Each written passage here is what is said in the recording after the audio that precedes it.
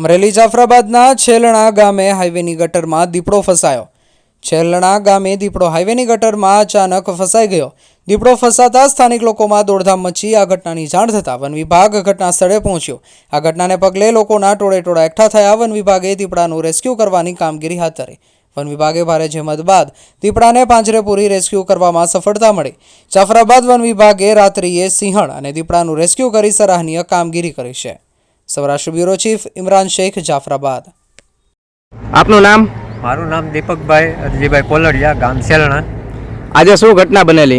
આજે ઘટના એવી રીતની બની હતી કે અમારે આજે નેશનલ હાઈવેવાળાની જે ગટર લાઈન છે રોડની બાજુમાં, એમાં સવારમાં દીપડો ઘૂસી જતા પછી તાત્કાલિક વન વિભાગને જાણ કરવામાં આવી અને ઘટના સ્થળે વન વિભાગવાળા તાત્કાલિક આવી ગયા અને પાંજરું મેકી અને એનું રેસ્ક્યુ કરી અને લઈ ગયેલા છે વન વિભાગવાળા, અને કોઈ જાનહાનિ કે નુકસાની કરેલ નથી દીપડાએ।